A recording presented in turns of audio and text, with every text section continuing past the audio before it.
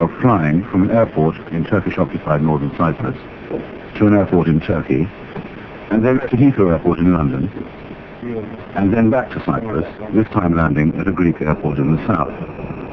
I managed this incongruous journey in 24 hours, not in order to win a bet at the Travelers Club, but rather to show what partition does to a country and a people. An island smaller than Sicily or Sardinia has been utterly divided. In an exhausting day, when I'd flown 4,000 miles, I had covered a political distance of 100 Cypriot yards.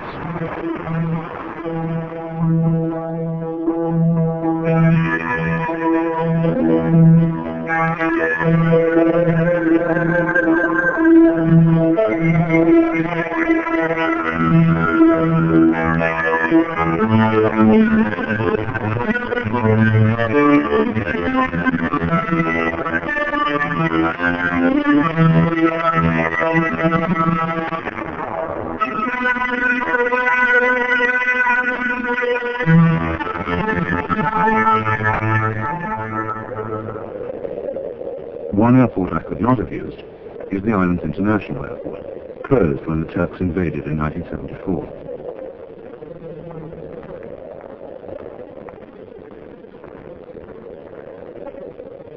It's now an empty postmodern shell, its facilities still preserved for the Cypriots of both communities who can no longer use them. The airport, like the frontier, is still caught in a frozen moment of 1974. Ever since the Turkish paratroopers fell from the sky in July of that year and cut Cyprus in two, this has been an island stranded in time.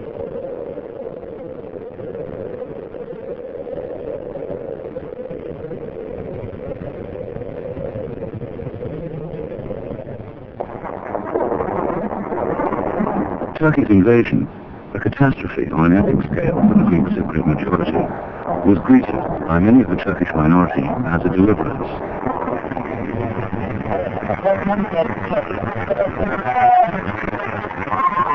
The extremist coup, sponsored by the then military dictatorship in Greece, had given Turkey a long-awaited pretext for intervention. The Turkish action led to the occupation of 1/3 of the territory of Cyprus, proclamation of a separate Turkish Cypriot state, and the displacement of nearly 200,000 Greek refugees.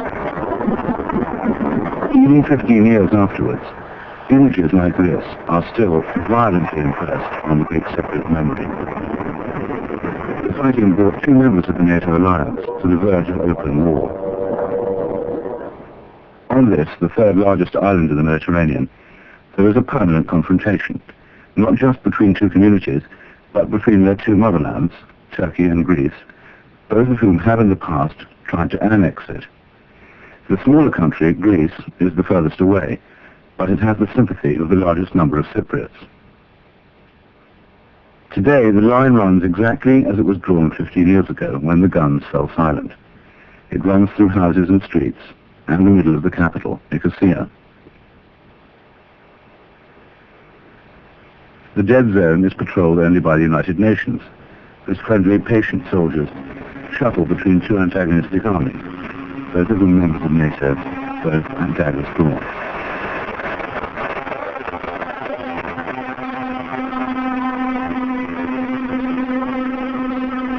On the silent outskirts of the city, on a day so hot that he was the only one moving, I found Captain Bob Smallwood, a level-headed Canadian, very far from home, arbitrating a nasty dispute about the aggressive piling of sandbags.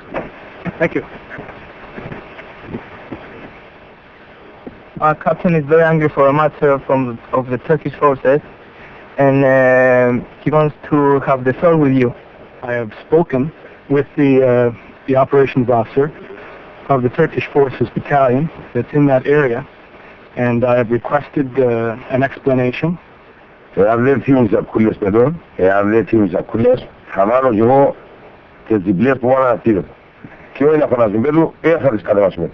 Our captain said if the sandbags don't leave from there, we put the double will be put over there.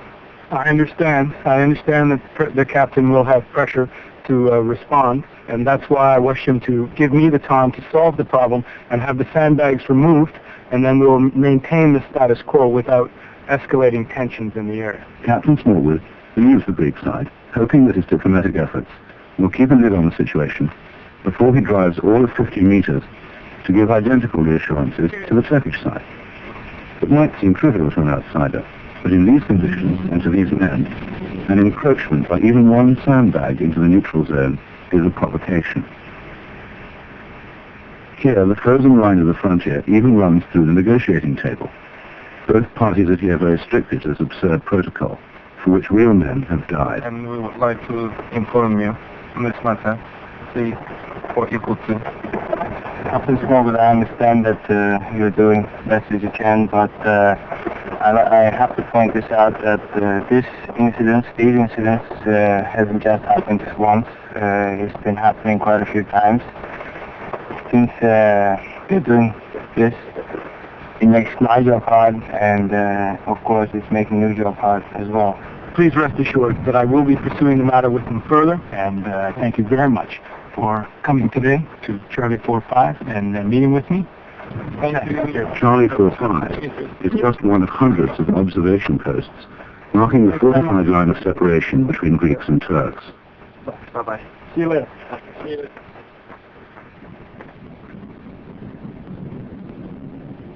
From the air, Nicosia still looks like a single city, with its historic center enclosed by Venetian walls. But at ground zero, it is split down the center. 2 cities, 2 systems, 2 mayors. Going forward. But it goes zigzag. The Greek mayor is Leros Demetriadis. If I wanted to telephone a friend on the other side, what would I have to do? Well, you can't do it. I once tried to do that, to ring up Mr. Hitchens on the other side. There is a line, of course. I was told to wait, and then after a few minutes, not a few minutes, about 10 minutes, Hitchens appeared at the other end. But I'm sure that in the meantime, about 10 other people put on their recordings. And that's not on the Cypriots, by the way, listening to what was going on. It's not a very nice way to do it. You can only talk because you were officials, I suppose. And if you were an ordinary Cypriot and had a Turkish friend on the other side, you can't ring. And more than that, of course, it's psychological. The percussion, I mean, it's over there and you cannot even say good morning to it. The buffer zone also segregates Muslim from Greek Orthodox.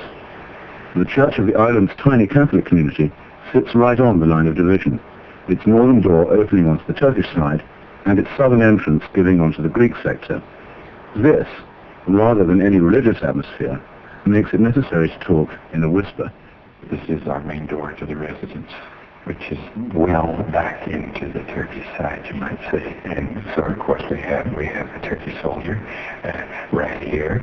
That if you look out there, and there he is. He's very sensitive about the situation. Tell me why it was that shot. We had a sad experience of one young lady who came through this door and went out the other way and didn't return. And so because they thought that we were helping someone to leave the north, as they would say, illegally, then no one could go through. So that made it very difficult. No separation can be entirely complete, and certain people are still allowed to behave as if Cyprus was still one country.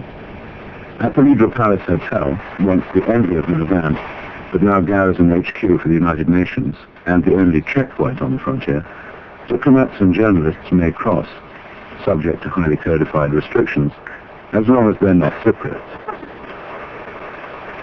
And you can see the odd example of the triumph of expediency.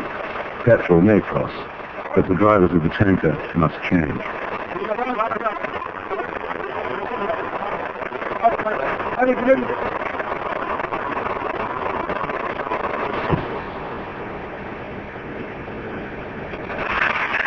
And certain foreign residents also enjoy the privilege, although it does involve them in keeping 2 sets of everything.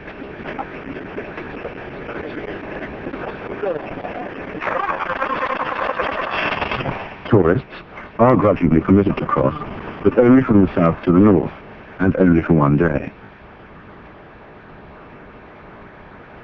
Cypriots must keep in touch by remote control and at second hand.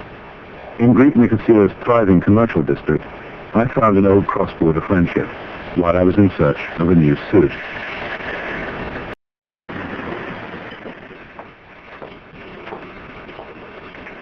also need a tailor who can make me look as if I'm a stone or two lighter. Yes. Can you recommend a good tailor? Are you going to make it to this side or the other side? Well, I'll go anywhere if I can find a good tailor.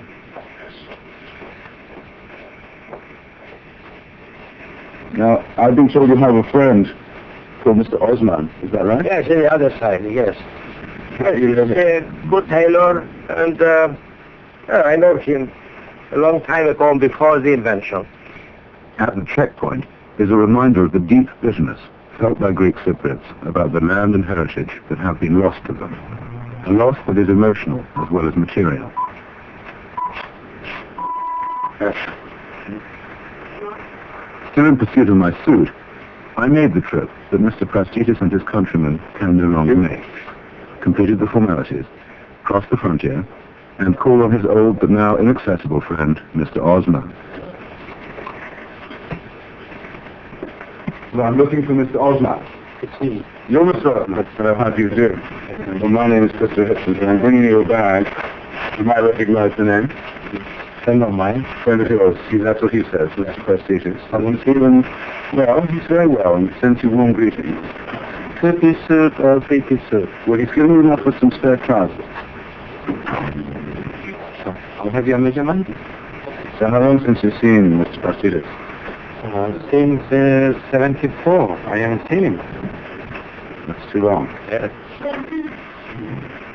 Can you send each other letters or messages?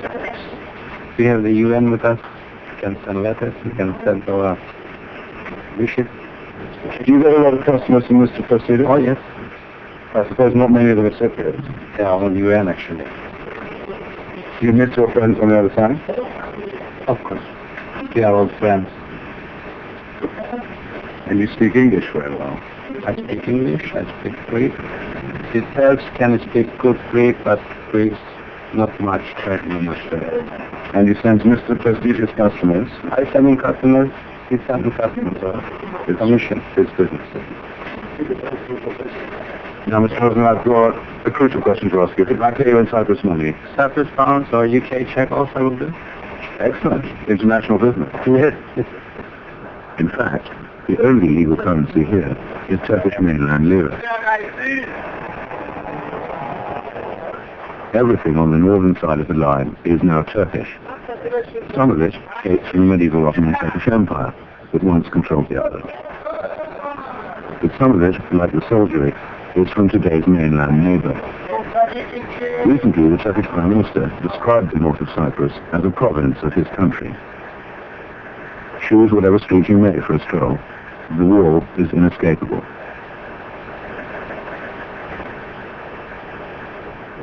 On both sides of the wall, soldiers keep watch on each other, as they have, hour by hour, for 15 years.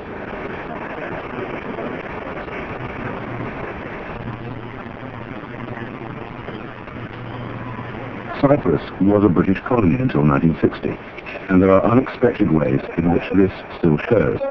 As I found when on the Greek side I met Andrew, who'd been conscripted into the Cyprus National Guard while overstaying a holiday from his home in North London. So right when the move was, I come over last summer for holiday, and the law is if you stay over 3 months, you got to join the army. And I didn't know, and I stayed over 6 months. And when I went to leave, they wouldn't give us a visa to leave. So I had to do the national service. His parents, both Cypriot born, had emigrated to London and then retired to Cyprus. This gave him a different perspective on Greek-Turkish relations. And in London, there are a lot of Turkish Cypriots, aren't there? Yeah, there is. Do you get on with them? Yeah, it's like, we're brought up different over there. Like, these lot are brought up not to communicate with Turkish people. Over there we go to school with them, we go work with them, go drinking with them. Well, personally, I have never met any Cypriots. Even though my parents, they knew many. Nikos, a refugee from the town of Morphu, was a child at the time of the invasion. I remember the place which was kind of Morphu, and we saw also parachute chambers. We were hiding in holes which we dig in the ground. And we thought that we were going to leave only for 3 days and we are going to come back. But it's been 50 years and we didn't feel it. But do you expect to grow up and see Cyprus reunified? Yes. We want to see that Cyprus unified. Do you think it will be? We hope. One day. One day. But time has few healing properties in Cyprus. The Greeks dream of reunification, but standing in the way of any settlement are the nightmares of 1974. You come across them all over the island. The village of Tokyo is a sort of miniature synopsis of the charm of Greek Cyprus. An exquisite church, blue shutters, white walls, dark green shade. But on the 14th of August 1974, every adult Turkish Cypriot male in this village was rounded up by the Greek Cypriot irregulars then in revolt against the government of the island, and none of those Turks have ever been seen again. I came back to the village nearly 15 years later and found that the natives were indeed very friendly, but that they didn't welcome all that many questions. I started, where else, in the coffee shop that is the hub of Cypriot village life. The Greek owner was a nice guy and prepared to be frank. Let me get straight to the point then, Sotiris. It is said the Turkish Cypriots of this village were slaughtered en masse. Yes. Δεν ξέρω τι έγινε, διότι δεν είδα. I don't know. I don't know what happened because I didn't see. But they got them together and kept them inside the school.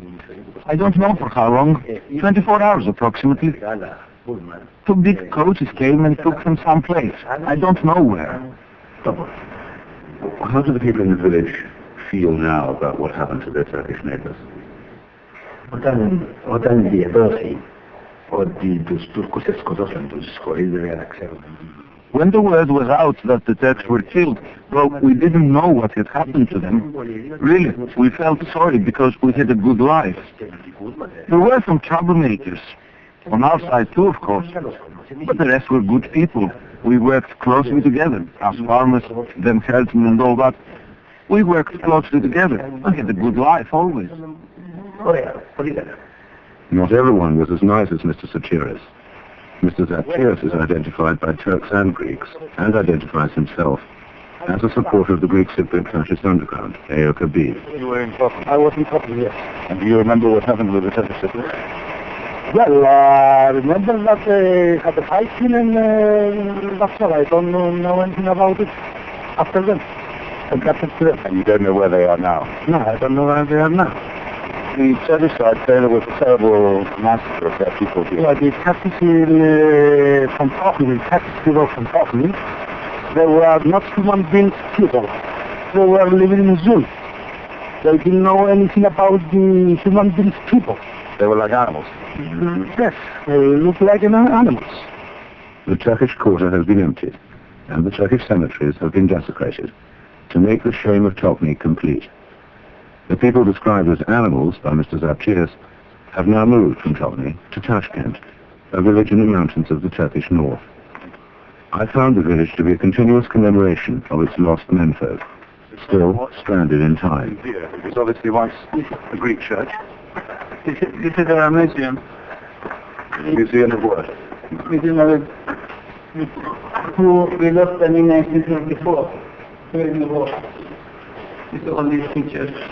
They're all here. That's another father. That's your father? Yes. And are your uncles there too? Yes, and there are 3 pictures on the father, brother. All the males in the village, over the age of 16, were taken away. One man only lived to tell the tale, and he still lives, chiefly in order to tell it. Havaya bir ateş attı. O ateş sesi çıkarken başladılar. One of the Greeks fired a shot into the air. As soon as that shot was heard, all the others started firing on us. They fired continuously. There was shouting, screaming. It was impossible to escape anywhere. Everybody fell onto the floor in a heap. The head of one of my friends split, and his brain splashed on me, here. Bir tanesi dedi ki, bakın gezin dedi. One Greek was ordering others to go around and inspect who was dead and who wasn't. They started shooting people in the head to make sure. I guess they did not shoot me because they saw the brain on my face, and they must have thought it was my brain. This village of widows, old people and adolescents still seethes with resentment against the Greeks. It is one of the countless scars left on Cyprus by recent history, and it's unlikely to heal. Most Cypriots, Greek and Turkish, have an atrocity story they can tell. Sometimes, though, it has a heartening side to it. In 1974, Yanis Kleanthou, a Greek Cypriot hostage, was about to suffer in a terrible revenge planned by the Turks for an incident like the Chokni one. He was saved by the extraordinary action of a humane Turkish Cypriot policeman. Oh my God. We owe him our lives, 240 people. I mean, we would have been 240 missing, more than the 2,000 that are missing now. Nobody would have discovered us.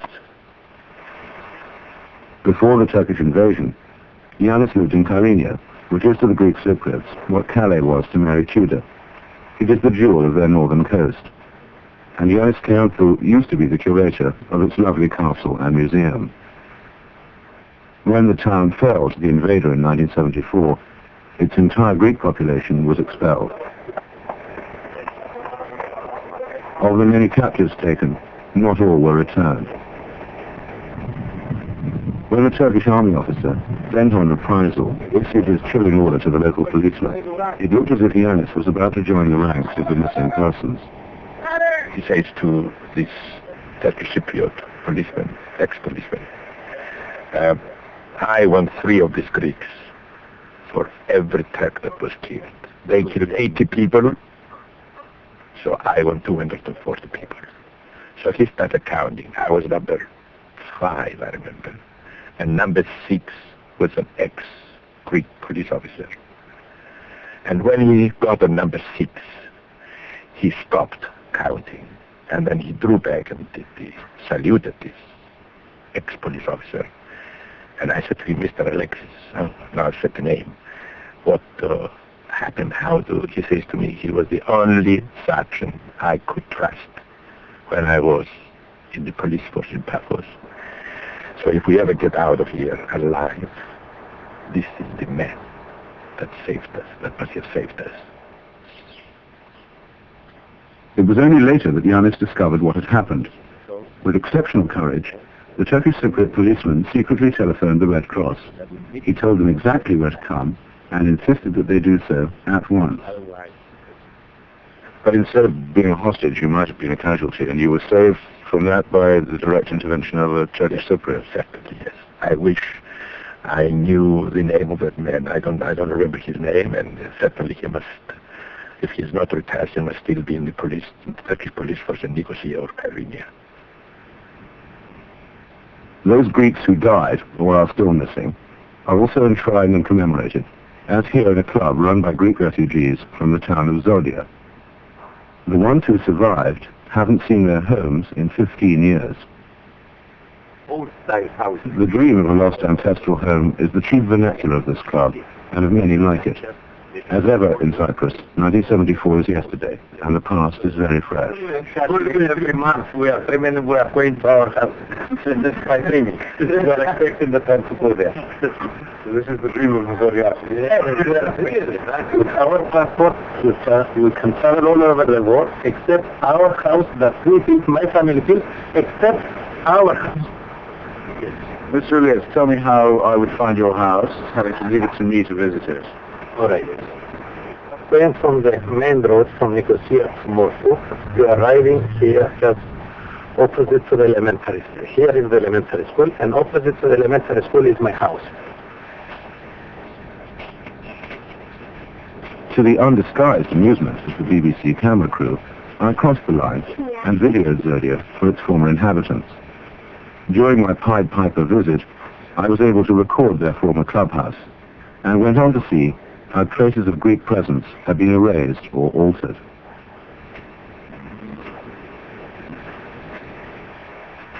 The Church of the Holy Cross in Zodia had become a Sati Zeki mosque of the village now renamed Bostanji. The Greek memorials had been desecrated, and not all of these inhabitants are Cypriot. Turkish Cypriot newspapers and opposition politicians confirm that tens of thousands of settlers have been brought from the mainland to beef up the Turkish presence on Cyprus, leading to resentment from many Turkish Cypriots too.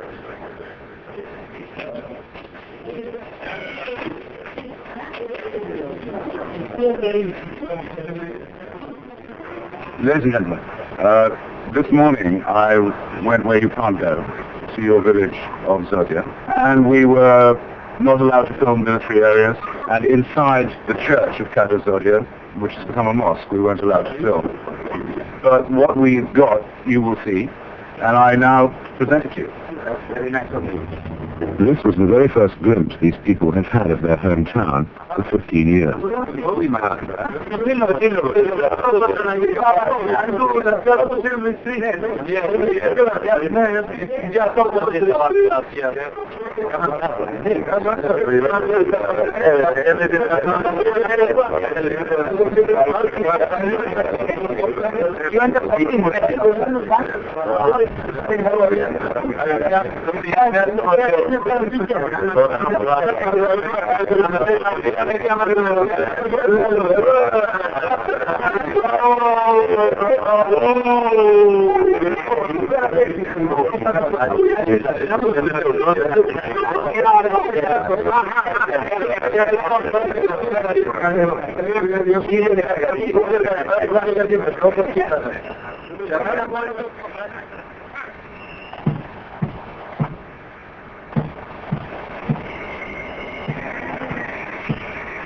The Libra Palace Hotel is now a theme park of incongruities, which would make it unrecognizable to a former guest.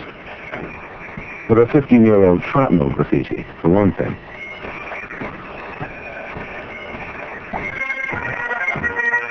The music is distinctly un-Mediterranean, for another.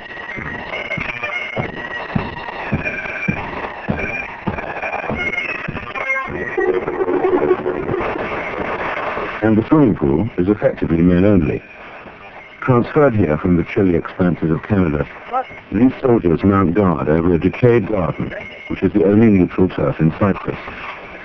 In this capacity, it can serve as a rendezvous point for those families who remain sundered by the consequences of 1974. I paid this garden a visit on a day when a Turkish Cypriot family was having what the island cannot.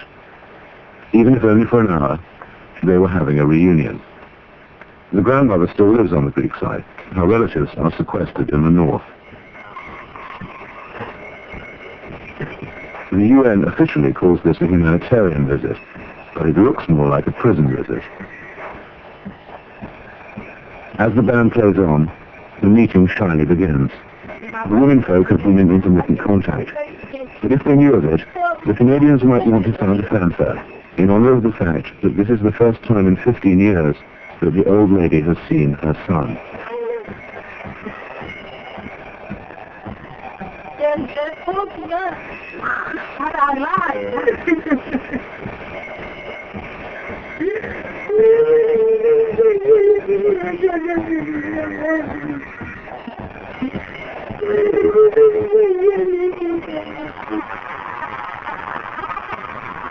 Humanitarian visits of one sort or another occupy a huge amount of UN time and money.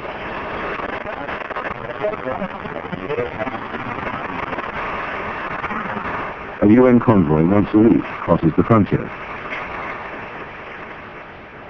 It carries supplies from the Greek side and heads to the most northern village on the island. In 1974, the Greek community in the village of Rizokarpaso on the northern panhandle was bypassed by the invading Turkish troops. When the ceasefire was called, it was agreed to let those Greeks who wished to remain there to do so. But instead, cut off in their peninsula and subject to continuous Turkish pressure to leave, the Greeks have been left to grow old, to die out, or to join the refugees to the south. For the moment, The Greeks of Rizokopouso live uneasily under Turkish police control, guarding the remnants of their former national identity.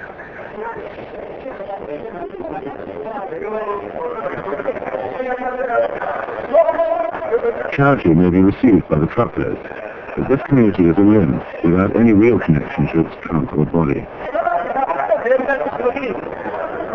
The Turks of Tokyo and elsewhere may have feared physical extermination, but the Greeks of northern Cyprus fear cultural annihilation too. The disappearance of their language and their culture from one of its most deeply rooted and well-cultivated lands.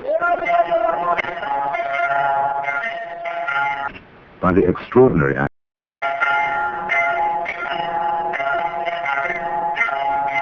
In such circumstances, the survivors will tend to cling especially to their religion. On this Sunday morning, the last Greek priest in Turkish-occupied Cyprus celebrates Mass.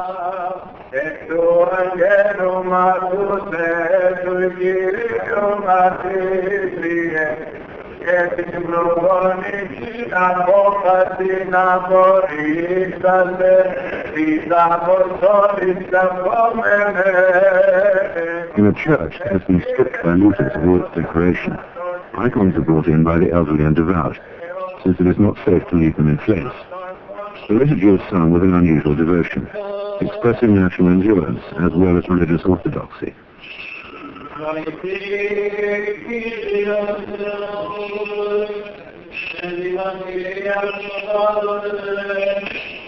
The Turkish authorities do not permit Greek children to be educated beyond the primary level. Those seeking secondary education must leave. Those who leave may not return. Trying to avoid police surveillance, one of the last two Greek Cypriot teachers agreed to talk to me. Yanula is in an acute dilemma. 4 of her 5 children have moved south for good, to pursue the education that is denied them. If she follows, her pupils will have no teacher. I have 4 children in Nicosia, and I live here only with my husband and one of my children. And I feel very badly because I don't know how they are there. And I fight myself just to get the decision to stay or to go. And when I go there, I feel badly again because I don't know how is my husband and my other child here.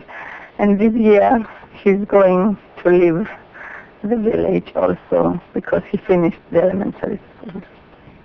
At this point the police arrived, and Yanula's talk with me was abruptly broken off.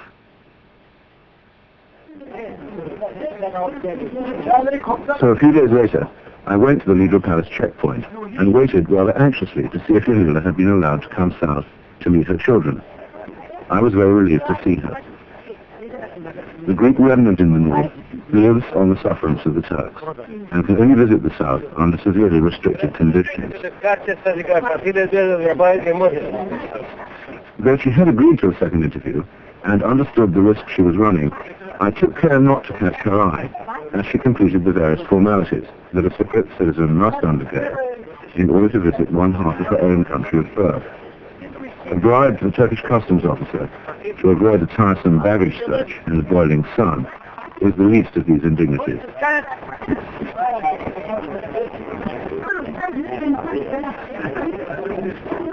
Once across the frontier, she told us what had befallen her after we'd been so rudely interrupted. A policeman, but not in policeman's uniform, came near me and called me and told me, "Where did you go?" I said, "Nowhere." Nowhere, you lie, because a lot of people saw you. Then asked me again, "What did you say to them?" I said again, nothing. I didn't say anything, but he was looking at me with much angry and was frightening me.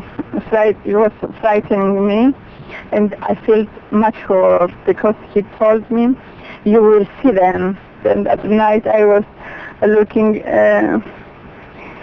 forward to to leave from that village because I didn't know what will happen to me.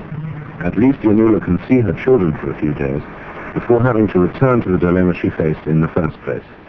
When or if she and those like her give up, the Greek presence in northern Cyprus will have ended.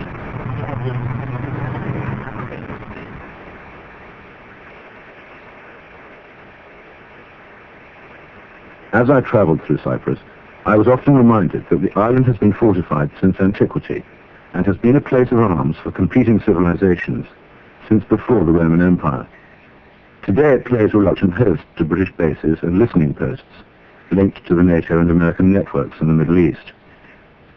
And the strategic situation of Cyprus, moored as it is alongside Syria, Lebanon, Israel and Egypt, has long made it an object of desire for the great powers. The fondness of outsiders for partition and for a weak Cypriot state is felt by many Cypriots to be the root of the problem.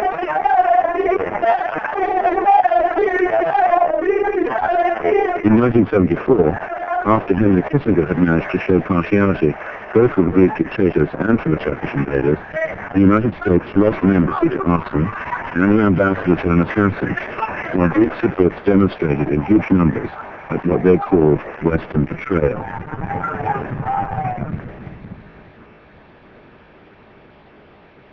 This golf ball installation, inelegantly dominating Mount Olympus, is ideally situated to monitor the radio waves of the Middle East.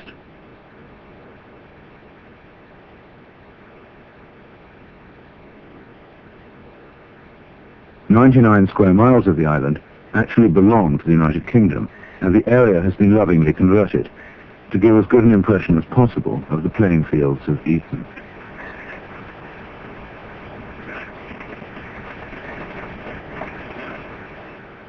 Back in the capital, it is only foreign troops who can permit entry to the frontier zone.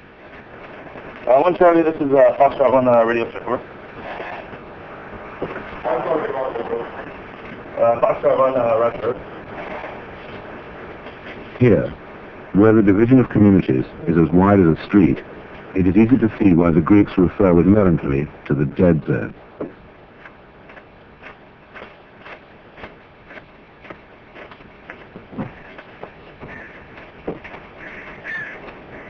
Morning, sir. No, that's all. This morning. Tense and fraught though this district already is, it may easily become more so. If Turkey finally absorbs the north, as some fear, and if the Greeks respond, this could become the border between two outside states, as well as between two Cypriot communities, in which case there would be plenty of flashpoints. They'll end up pointing weapons at each other, cocking weapons. Whether they load it or not, who knows? If you got a soldier pointing a weapon at you, you must assume that it's loaded. It gets to the point where, in fact, if you've got the opposing forces, they engage in trading. And what's happened here, just about where the two soldiers are standing down in the low ground, was a Turk soldier was shot by Greek soldiers. And it happens back and forth. Greek soldiers trading with Turk soldiers, and obviously if an officer comes along or a senior NCO, the game is up, and the guilty party gets hunted down where he lies, so to speak. When you say trading, do you mean smuggling or do you mean swapping? The popular theory, one held by the soldiers anyway, is that our friends to the north, the Turkish forces, they trade drugs for pornography, which the Greeks have to the south. The weeds of drugs and pornography flourish in the wasteland.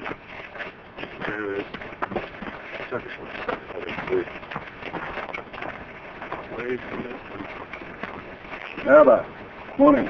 Raising my hat to one of the many sentries who keep this strip under observation from either side, I and my new Canadian friends tread tactfully along. Time stopped here in a moment of furious violence, leaving ruins and wreckage as witness. Shops and cafes are deserted and shuttered, as they were on the day they were abandoned, and you can see yet another freeze-frame picture of 1974. There's an interesting spot here. If you take a look inside, we have a small cafe the 1960s motif on the walls. Oh, yes. From what I understand, everything was set up in the pre-1974 mode with glasses, cups, like the Celeste or something. yeah. And if we carry on just up here, we have the booby-trapped building, which is rather interesting as well. This whole block, in fact, is booby-trapped. And you can actually see it through here, inside against the wall. You can see where a wire leads from this grate here to a grenade. What would you have to do to set it off? You have to break through this shutter. Well, the wire for the one that we can see is actually cut, so it's been essentially immobilized. But as far as the rest of the block is concerned, we have no idea. So we just stay out. Give it a wide berth. Exactly. Yeah, me too.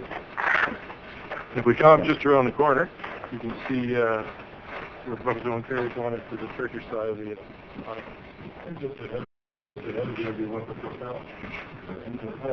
There was a time when, for soldiers of all nations, this was a street of joy. You can see up here we have the Olympus Hotel. Was the Red Light Hotel? I remember the Olympus. Yeah.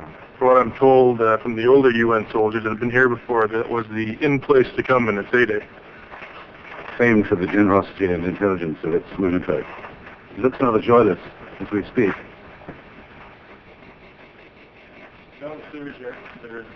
There are, of course, no cars on these dead streets, so I was surprised to be offered a tour of a showroom. Not much of a showroom. No. You can tell that it's benched the septic tank takes for unplugging fluids. Right now, you can see with the heat down here, since 1974, you've got some 50-odd cars which were left brand new. They haven't been touched since. Because of the way the buffer zone runs, the Turkish forces won't allow the owner of these cars to take them out through the buffer zone. So they've stuck here until they can find some sort of a, equitable agreement. But we have 50-odd brand new cars. Been here 15 years. Yes, exactly.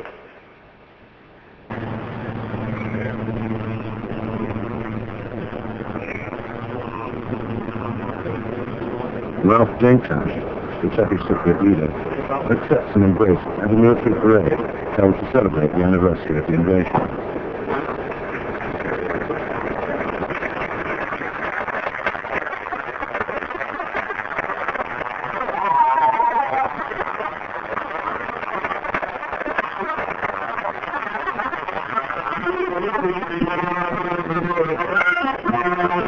Just a few streets away, the parade can be seen in its aerodynamic aspects by the Greeks, and its triumphant music is clearly audible to them. To the Greeks, everything about the Turkish parade is an insult and a provocation.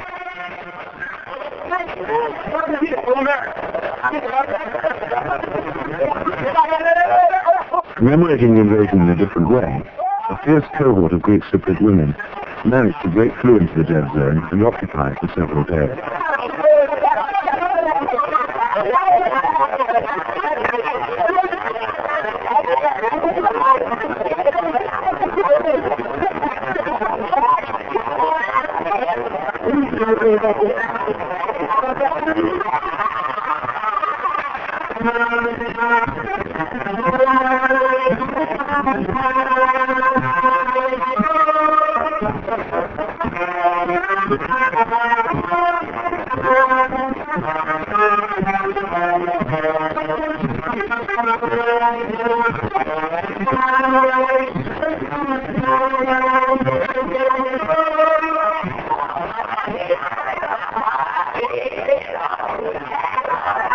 To the Turks, this was the moral equivalent of an assault and was taken very seriously. The situation, I suggest that you leave. The Turkish security forces have arrived, and there is no way that I can guarantee your safety.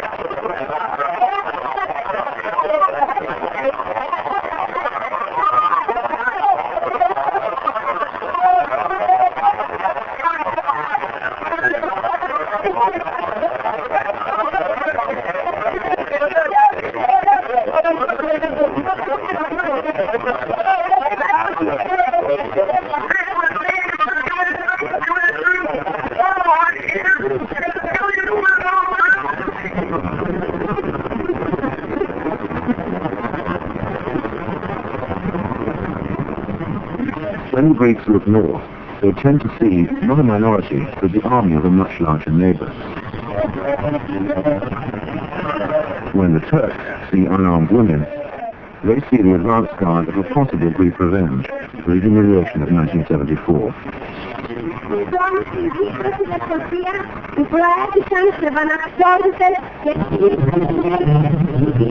Every image on the island returns us to that fateful year.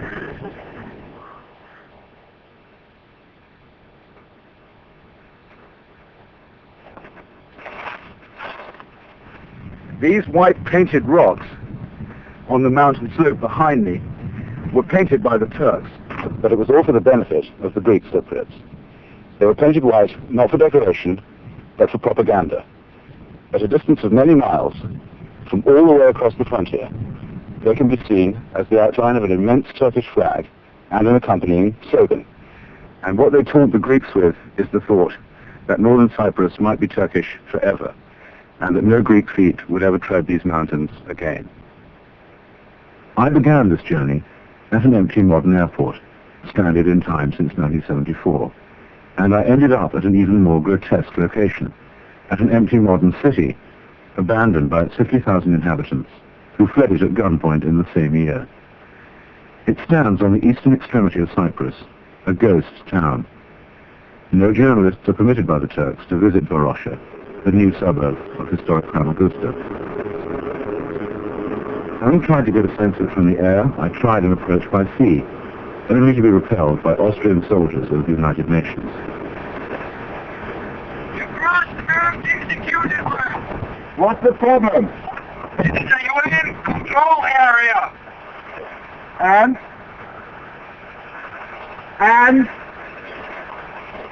What and? So what? What have we done? What's the problem? Tell me. This is a UN control area. Go back or we call the police.